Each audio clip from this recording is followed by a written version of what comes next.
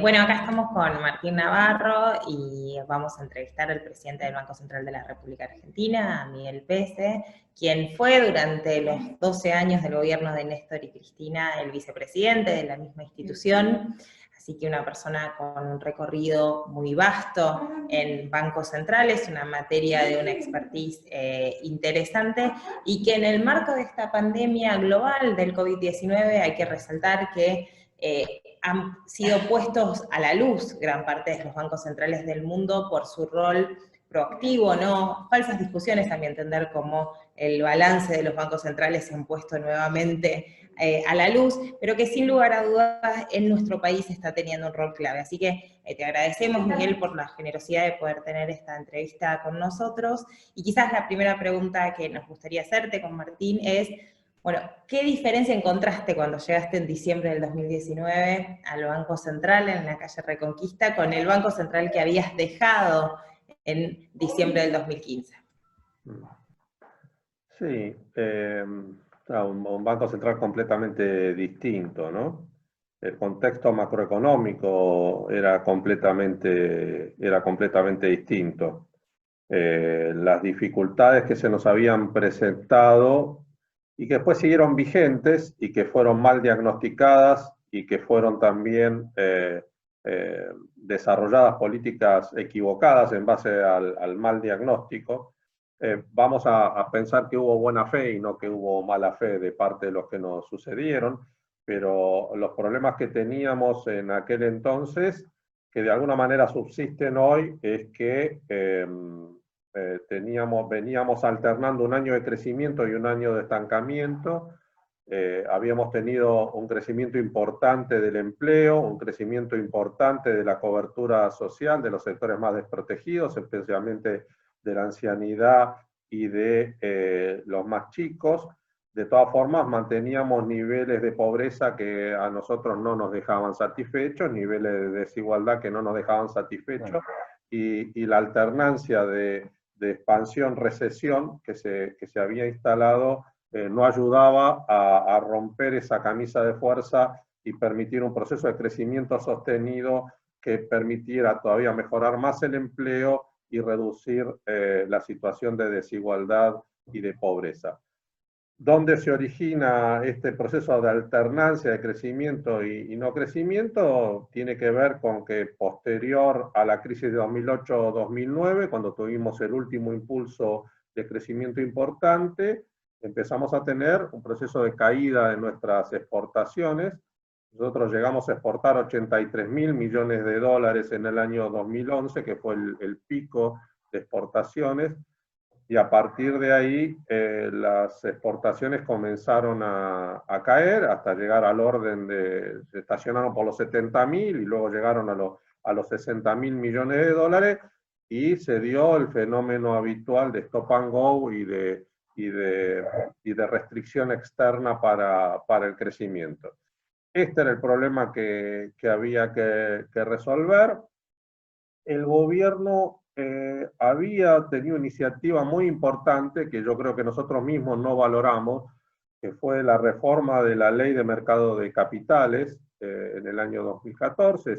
Esa ley dejaba atrás una ley de longaniato antigua, donde la Bolsa de Comercio tenía el mismo régimen societario que un club de fútbol, y pasábamos a una ley más moderna donde los mercados de capitales eran sociedades anónimas y donde se permitía un desarrollo moderno del mercado de capitales.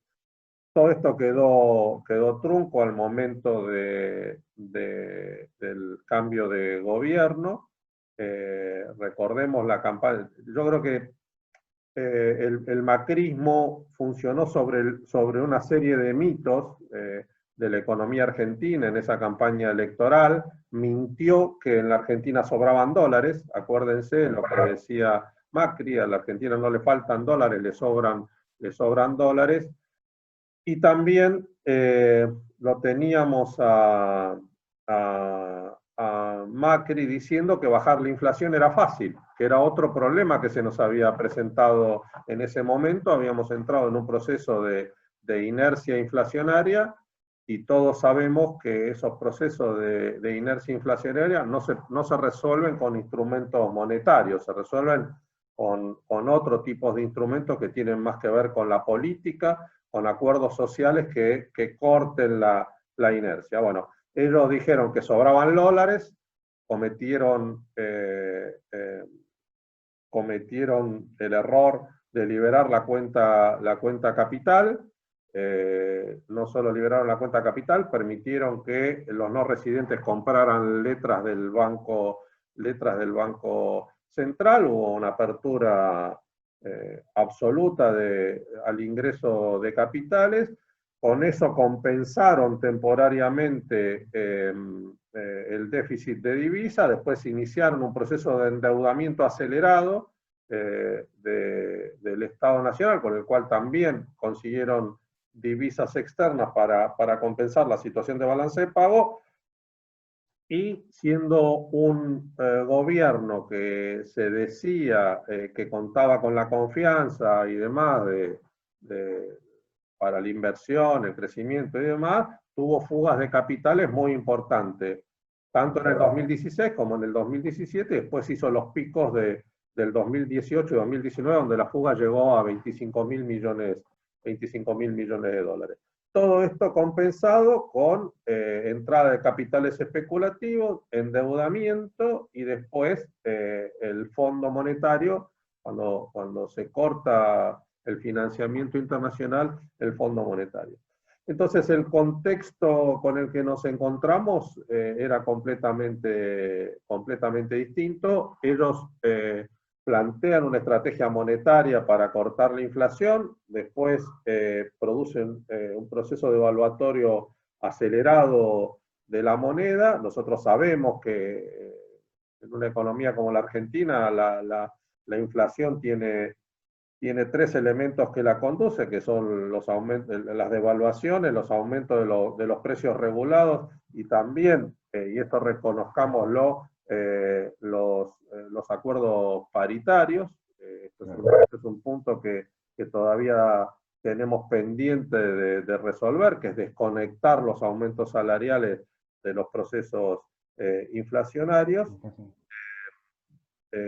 Y con lo que se encontraron cuando ya la crisis les estalla en la cara fue otra vez profundizar la estrategia monetaria de restricción de los agregados monetarios y de aumento de la tasa de interés, que la ponen en el 83%. Suben la tasa de interés a esos niveles, una política antiinflacionaria que todos sabíamos que iba a fracasar, porque aumento de tarifas, aumento de evaluación y demás, en la Argentina significa inflación, y la única manera de bajarla con instrumentos monetarios es generar un proceso recesivo muy agudo, como el que comenzó en el segundo semestre del año 98 y duró hasta el año 2003, donde llegamos a tener un proceso deflacionario, pero a costa de 18% de desocupación. Sí, un ajuste salvaje, ¿no? Un ajuste salvaje. Y tiene que ser salvaje y persistente.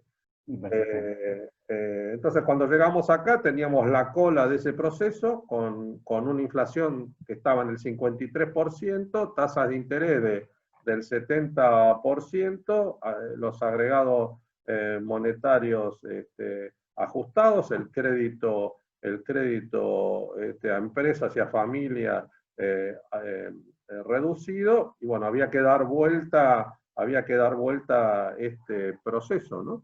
Entonces, con lo que nos encontramos fue con los problemas que teníamos en aquel entonces, agravados, con el problema de desigualdad y de pobreza agravado, con un contexto macroeconómico deshecho, que nosotros no dejamos un contexto macroeconómico manejable en el año 2015, un contexto macroeconómico deshecho, una situación de default, y bueno, sobre llovido mojado la pandemia, ¿no? Pero en eso... Ahí viene la pregunta, Miguel, te íbamos a preguntar sobre, digamos, ustedes se encuentran, bueno, esto que describís, que fue la verdad que muy, muy detallado y la verdad que terrorífico por otro lado, sobre lo que venían planificando, porque nosotros a partir de que el Frente de Todos gana las PASO de manera contundente, parecía que ya era una obviedad que íbamos a asumir el nuevo gobierno con Alberto presidente. ¿Qué planificaron en ese camino, digamos, más allá que este detalle que nos hiciste, cuál era el plan que tenían para abordar esta problemática, esta bomba que dejaba el macrismo, y cuánto modificó la pandemia esto que se planificó? Y en base a eso, digamos, esto que estamos viviendo en esta cuarentena, ¿cómo viene llevando esta gestión el Banco Central? Bueno, lo que planeamos fue, primero, buscar en un acuerdo social cortar con la inercia inflacionaria, bajar la tasa de interés de tal manera de mejorar el financiamiento. No te vi Reducir... diciendo más o menos 2. No, no. No te- No, no, no. No, no, no. Bueno, una de las cuestiones que yo creo que hay que sostener y que Alberto viene repitiendo ahora es que un plan económico no es una proyección de variables económicas. Creo que, entre otras cosas, lo que heredamos del gobierno anterior es una pérdida de credibilidad tremenda, porque cuando vos, desde el gobierno vos empezás a hacer proyecciones y prometés y todo fracasa, todo fracasa, todo fracasa, eso corroe la credibilidad de las instituciones, especialmente del Banco Central, ¿no? Entonces, la idea era iniciar un programa de reactivación económica, dejar de lado el programa con el Fondo Monetario Internacional, financiar con emisión monetaria el programa de déficit fiscal que teníamos en una estrategia controlada de emisión monetaria y expandir el crédito con tasas de interés más bajas. Esto era en lo que estábamos. Del lado del problema estructural de la balanza de pagos, la idea era que la potencialidad que tenía en hidrocarburo la Argentina era importante, que había que fomentar ese desarrollo, que nos podía aportar en el orden de los 10.000 millones de dólares de alguna manera bastante rápida. Bueno, habíamos comenzado a recorrer ese sendero de baja de tasa, de esto, el otro, y se produjo la pandemia, y ahí hubo que atender esta circunstancia, ¿no? Yo creo que la pandemia catalizó una crisis global que estaba latente. El mundo no estaba creciendo, había una situación de estancamiento. Los gobiernos habían recurrido a bajas de tasa de interés, ya teníamos 5 o 6 países con tasas negativas de interés, y esto no estaba dando resultado desde el punto de vista macroeconómico. Había una sobrevaluación de muchos activos financieros, esto estaba anticipando que en algún momento se iba a desencadenar una crisis financiera en los países centrales. Creo que la pandemia catalizó ese proceso. Este año tenemos elecciones en Estados Unidos, todo el mundo decía el gobierno americano va a hacer todo lo posible para atravesar este año como pueda, y en el 2021 estos desajustes globales se van a encaminar en algún tipo de crisis, y yo creo que eso es lo que ocurrió. Y en el caso de Argentina, bueno, tuvimos que afrontar esto, la idea de que la emisión monetaria iba a ser una goma de auxilio hasta que se recuperara el crecimiento y nos permitiera aumentar la recaudación y conseguir fuentes de recursos fiscales. Bueno, se transformó en una necesidad de asistencia al Tesoro mucho más importante por los programas que hubo que desarrollar para sostener la caída del ingreso y por la caída de la recaudación. En ese contexto creo que esto ha funcionado. lo que estamos viendo es que... Me gustaría, Miguel, perdón, Sí. el escenario internacional, y después por ahí Martín te sigue repreguntando sobre el rol del banco, si te parece, porque abordaste el escenario internacional y queríamos justamente intercambiar con vos un par de cosas sobre ese punto para después ya entrar en el rol de la política monetaria en la pandemia y en la Argentina que se viene, que es nuestro principal quizás interés. Pero ahí hacías referencia justamente a este mundo y tengo tres grandes preguntas para sugerir o para charlar, ¿no? En primer lugar, hace un par de semanas fue la reunión del G20, también por Zoom o a distancia, y sin embargo, bueno, ¿cómo ves el liderazgo de ese grupo? Vos mencionabas claramente esto, catalizó una crisis, bueno, hay liderazgo en esa crisis, como fue tímidamente, o quizás no tan tímidamente en un primer momento, el liderazgo de Obama, post-crisis 2008-2009. Bueno, hay posibilidad de ordenamiento a partir de eso, esa es una primera pregunta. La segunda pregunta es, en el marco de la región, hoy salían los datos de CEPAL, de que las exportaciones en la región caerán brutalmente este año y se espera una recesión fuerte. El escenario de Brasil quizás es el que más nos preocupa como principal socio comercial. Bueno, ¿cómo ves América Latina y si existe posibilidad de reconstruir, retejer esas capacidades como fue el Banco del Sur o los intentos que tuvimos de mayor integración económica y monetaria en la región? Y última pregunta más cercana, que por ahí tiene más que ver con la recuperación y el dólar para después seguir charlando, es, bueno, muchos dicen, está bien, no fue el precio del petróleo, pero quizás volvemos a tener un boom de commodities. Bueno, si ves un posible escenario de boom de commodities, ¿qué beneficios y qué riesgos tiene ese escenario? Sí, mira, el G20 y todos los organismos multilaterales que entienden en el tema económico, antes de la pandemia estaban en un debate importante en el sentido que yo te mencionaba, activos financieros que estaban sobrevaluados, sobreendeudamiento en la mayoría de los países centrales y en muchos de los periféricos, y una incapacidad de encontrar un sendero de crecimiento hacia adelante.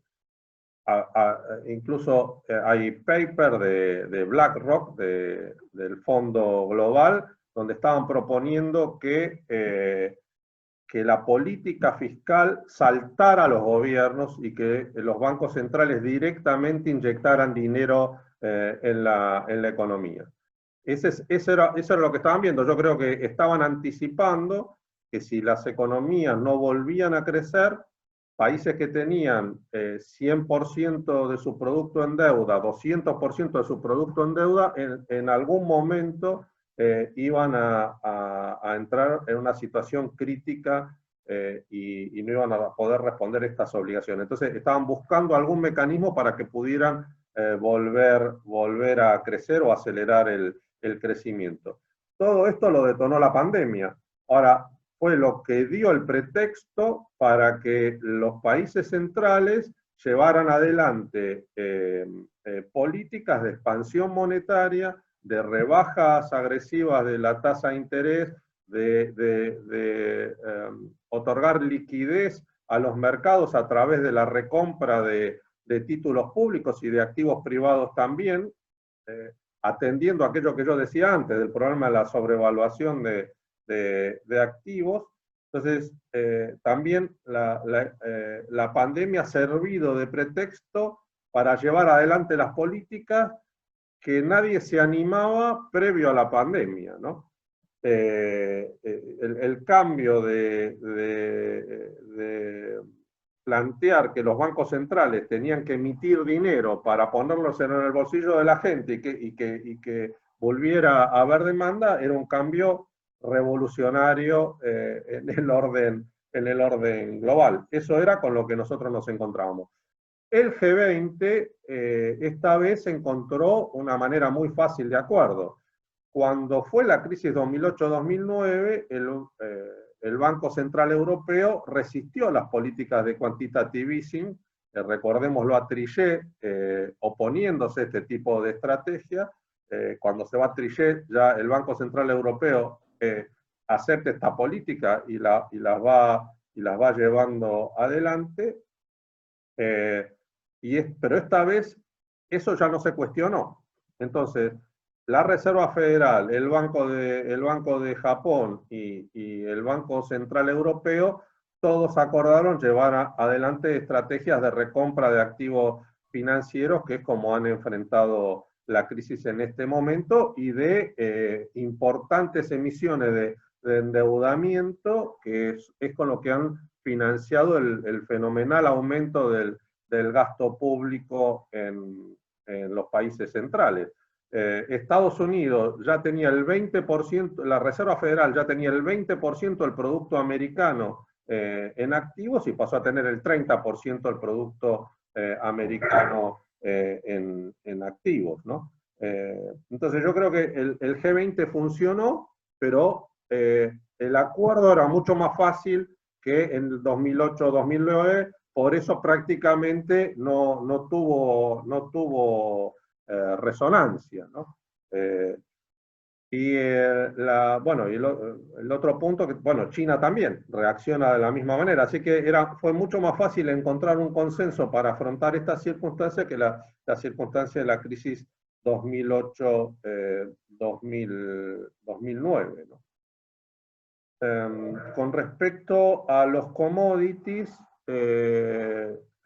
bueno, al que más le pegó fue al petróleo, que cayó violentamente. Bueno, ahí también teníamos un problema estructural, ¿no? El petróleo había llegado a valer $120 el barril, estaba en el orden de los $45, y un fuerte desacuerdo entre los grandes productores, especialmente entre la OPEP y Rusia.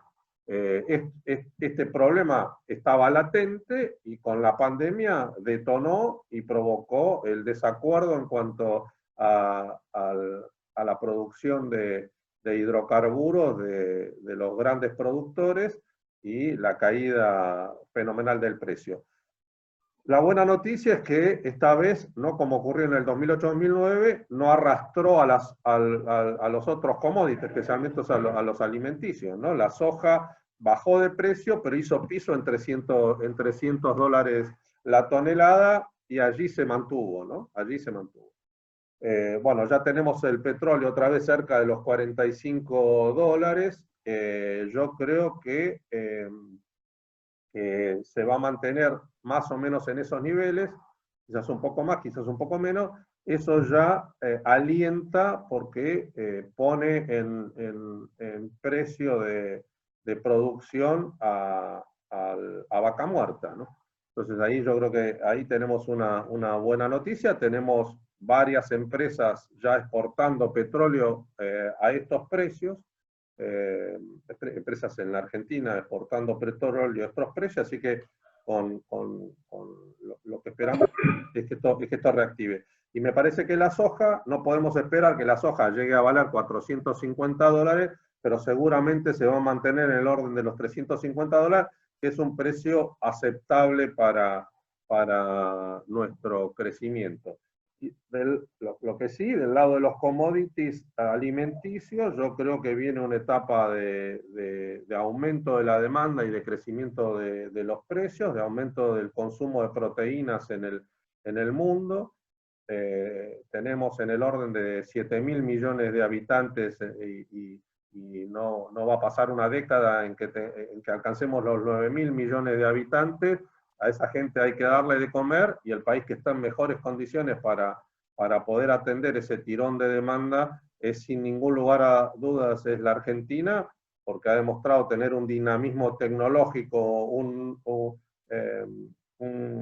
núcleo productivo que combina productores, tecnología, capacidades muy fuertes en ese sentido, así que esto es sin ninguna duda alentador. Hay mucho por hacer, pero yo creo que la tendencia tendría que ser favorable para la Argentina.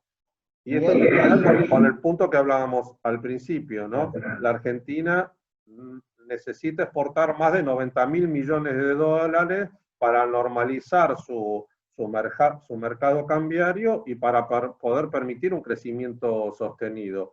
Ese yo creo que tiene que ser uno de los objetivos fundamentales de nuestra estrategia económica.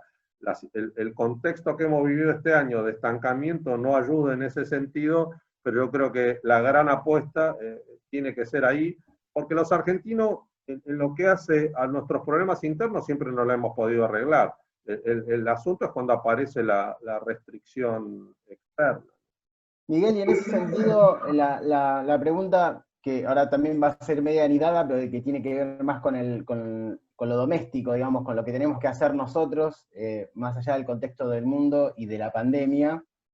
Hace poquitas horas, Martín Guzmán hizo un canje, o está en un proceso de un canje exitoso con parte, digamos, de su deuda externa. Por otro lado, una de las cuestiones que había marcado Alberto es que también se pudo dar ese proceso porque hubo paz social, sí, porque hubo una cuarentena ordenada, porque también parte de la sociedad y parte de los instrumentos del modelo económico, entre ellos el Banco Central, influyeron positivamente para que esto suceda de una manera ordenada, si bien sabemos que hay mucha gente que está pasando necesidades y hay empresas que tienen también problemas económicos, y esta pandemia ha generado un caos a nivel mundial que repercute también en Argentina. ¿Cuánto influye todo esto que te decía recién en las políticas que va a tomar para adelante el Banco Central? ¿Cuánto pensás que van a poder hacer en respecto a lo que nos va a dejar, o lo que uno puede pensar que va a dejar esta pandemia, que todavía genera bastante incertidumbre? Y por otro lado, algo que mencionabas recién, que para mí es fundamental, el desarrollo, digamos, local, cuánto influyen las políticas económicas integradas en los distintos actores, Banco Central, Ministerio de Economía, Ministerio de Desarrollo Productivo, digamos, todos estos actores que participan, el mismo presidente, cuánta articulación existe hoy en las políticas económicas, y cuánto influyeron también para que estemos en este momento transitando, pensar que puede haber una salida ordenada, ¿no? O sea, me parece que en otro momento esto hubiera sido un descalabro. Sí, bueno, la situación es muy grave, la situación es muy grave. Yo creo que ha habido una apuesta a defender la vida, que yo creo que es muy valiosa de parte del gobierno nacional y está teniendo el reconocimiento de la población en ese sentido. A nosotros no nos da lo mismo que mueran más personas. Yo creo que ahí hemos sido muy cuidadosos y estamos teniendo relativo éxito. La cuarentena dio tiempo para que se mejorara el equipamiento médico, se hizo un esfuerzo extraordinario en ese sentido, y si no se hubiera hecho eso, hoy tendríamos un nivel de contagios y de fallecimientos mucho más altos, como uno puede ver en otros países.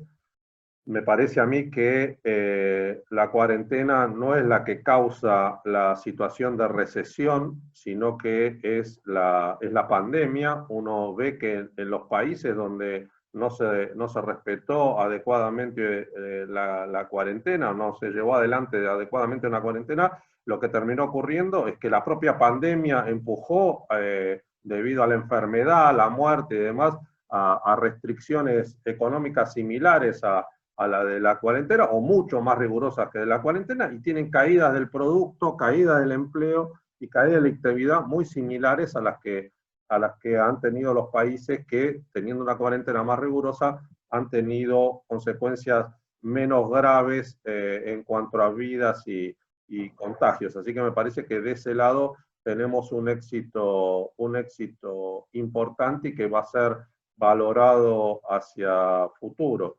Sin lugar a dudas, la otra gran restricción que nos dejaba el gobierno de Macri, no dejaba de ser una restricción institucional, pero una restricción muy importante, era el endeudamiento externo, que, como mencionabas, bueno, ha logrado el gobierno nacional encaminar una reestructuración que que nos va a permitir el crecimiento económico en los próximos años. Creo que eso ha sido un éxito importante, estuvo dentro de los primeros elementos que manejamos al inicio del gobierno, y esto se ha desarrollado con éxito. Indudablemente era una negociación muy difícil, que iba a llevar tiempo. Creo que el tiempo, de ninguna manera esto se pudo haber hecho en plazos más cortos, porque el debate era duro, y del otro lado teníamos actores poderosos que cuando vos le decís yo quiero que mi deuda sea sustentable, no sabe de qué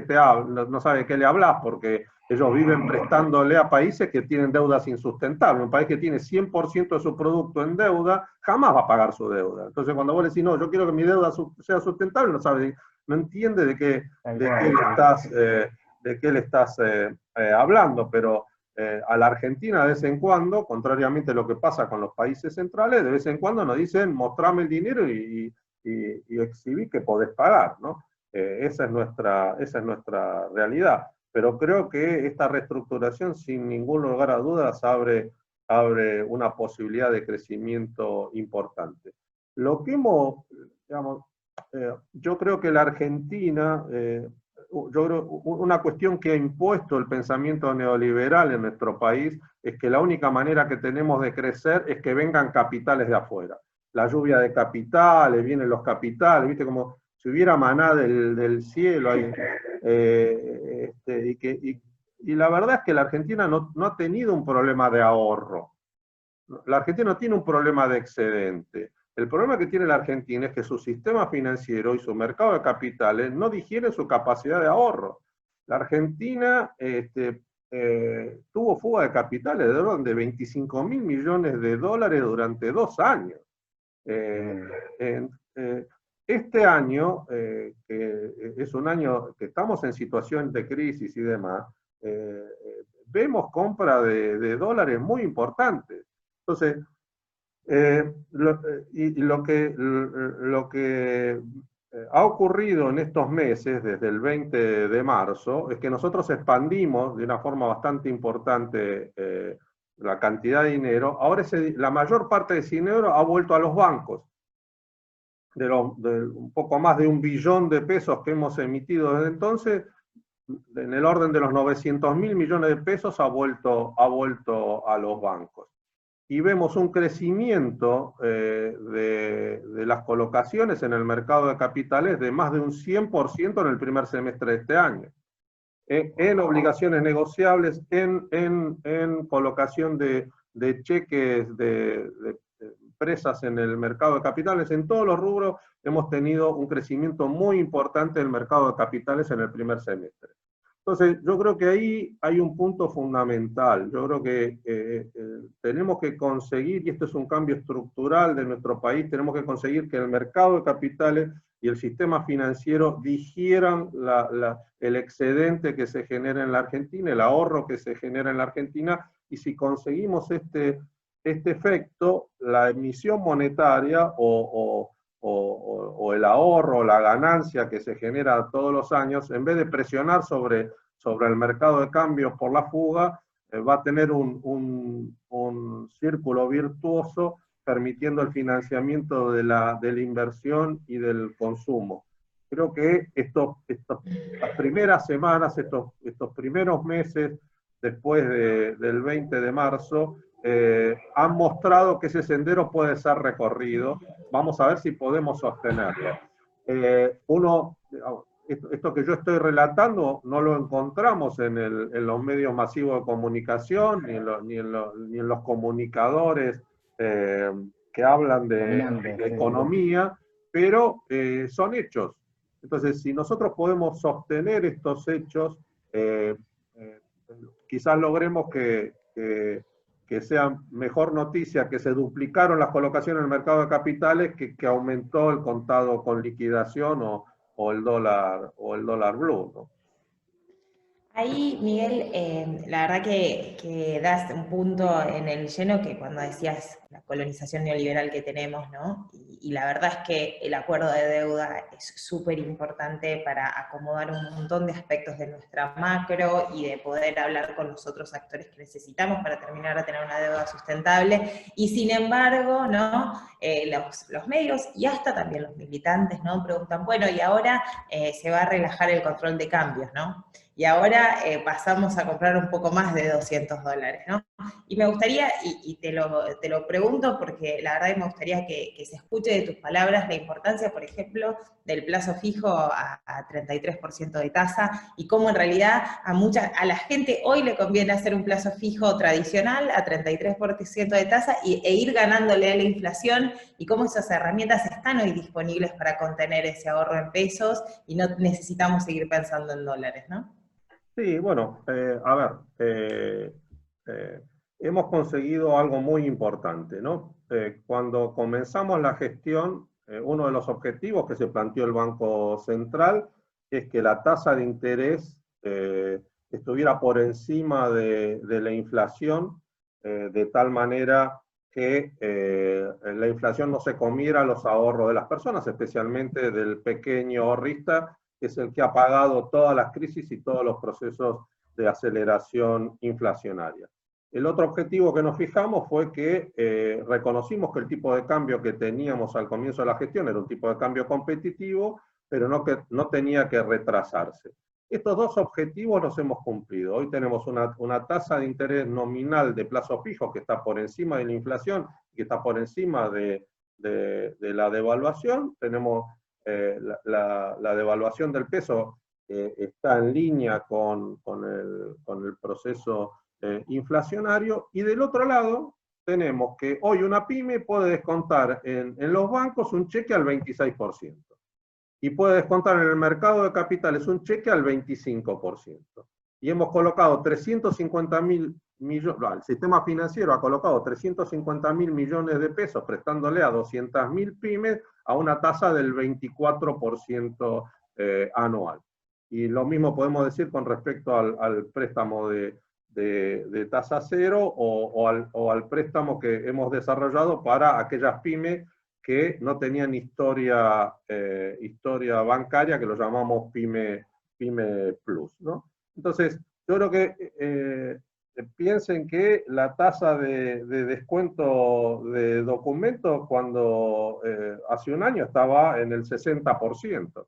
Ahora estamos hablando de tasas del 25%. Entonces yo creo que hemos logrado desde el Banco Central un esquema virtuoso. Hemos reducido fuertemente los encajes de los bancos. Esto es lo que ha permitido esta expansión del crédito y este arbitraje de tasas, de poder tener tasas muy baratas para el financiamiento productivo y tasas reales para el ahorrista. Entonces, creo que sí, que estos han sido logros muy importantes de nuestra gestión y tenemos que sostenerlos en el tiempo, ¿no? Creo que hemos encontrado un sendero que es un sendero positivo. Que los bancos tienen dificultades para colocación del crédito, es así, digo, no me lo cuentes. Claro, no me lo cuentes. No, claro, es muy difícil que alguien pueda tomar financiamiento en el contexto en el que estamos, de incertidumbre, de zozobra general y de una situación muy difícil de muchas empresas. Miguel, muchas empresas que no han podido recuperar su nivel de actividad, especialmente en el sector servicios, ¿no?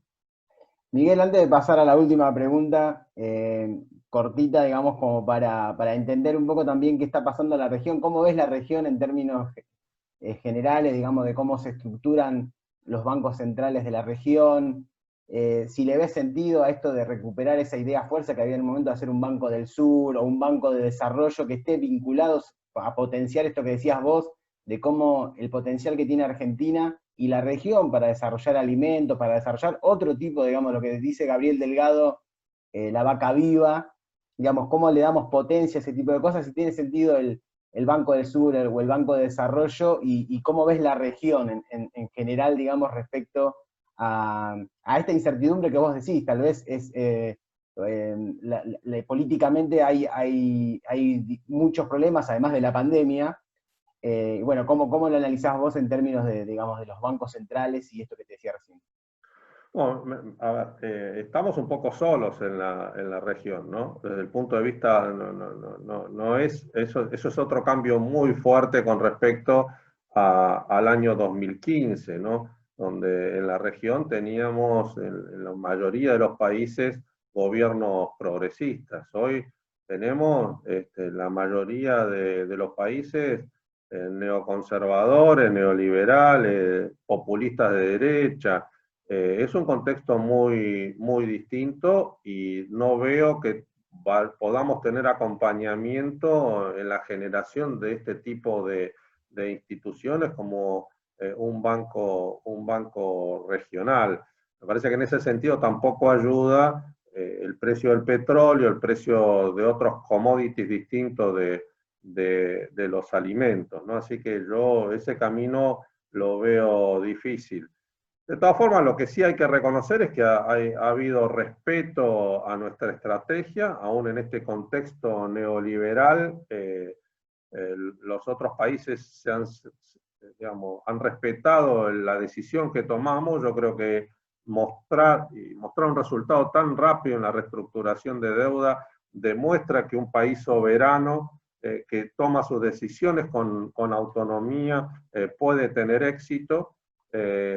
Todos los otros países han tomado decisiones distintas a la nuestra, macroeconómicas, porque tienen restringida su capacidad de emisión monetaria, salvo Brasil, que debido a la devaluación, el Banco Central tuvo una utilidad muy importante y pudo transferirle al Tesoro 100.000 millones de dólares, que es con lo que está desempeñando Bolsonaro su programa de distribución de ingresos, que yo creo que tiene éxito. Hay que tener cuidado con respecto a esto, ¿no? Ese programa social disparado por la pandemia que nunca lo hubiera llevado Bolsonaro adelante si no fuera en este contexto, puede redituarle políticamente, porque hay sectores de la población brasileña que han mejorado sus ingresos reales debido a la aparición de este subsidio ligado a la enfermedad y no a la voluntad política del gobierno. Así que yo creo que ahí hay que tener cuidado. De todas formas, los argentinos, del mismo modo que en el 2003 tomamos, 2003, 2004 tomamos las decisiones de reestructurar nuestra deuda, de pagarle al fondo, de llevar una estrategia autónoma desde el punto de vista político. No me refiero a una política de aislamiento económico y de pensar que la Argentina solo crece para adentro. Nosotros tenemos un potencial exportador extraordinario. Pensar en una estrategia exclusivamente pensada hacia adentro no tendría sentido. Ahora, la estrategia de crecimiento también hacia afuera tiene que ver con el objetivo principal de nuestra gestión, que es reducir la pobreza y reducir la desigualdad en nuestro país. Pero va a ser difícil que nos acompañen en la lógica política de los actores actuales, es muy compleja. Pensemos que Chile estaba envuelto antes de la pandemia en una crisis política y social tremenda, que no la podían explicar, no tenían manera de explicar lo que les estaba pasando, y tenían la gente en la calle provocando disturbios y bloqueando el modelo exitoso de América Latina. En Colombia era lo mismo, con menor grado, estaban con situaciones de violencia en la calle, bueno, y Bolivia con una situación de golpe de Estado, sí, de inestabilidad, sí, golpe de Estado, al fin y al cabo. Sí. Llamémoslo así. Entonces, creo que la región también se ha visto conmovida, antes de la pandemia no tenía respuesta, me parece que están buscando respuesta. Miren lo que hace Chile, su vaca sagrada, que eran las AFP, las agencias privadas de retiro, ahora han permitido que la gente retire parte de ese dinero para compensar la pandemia, ¿no? Entonces, creo que estamos en un cambio muy fuerte del sistema regulatorio económico al interior de los países y a escala global también, ¿no? E insisto, nosotros en una posición muy positiva porque de lo que va a haber hacia adelante es demanda de alimentos y la Argentina está en las mejores condiciones para poder responder esa demanda, ¿no? Miguel, tenemos que ir cerrando para no robarte más tiempo, agradecerte por la disponibilidad.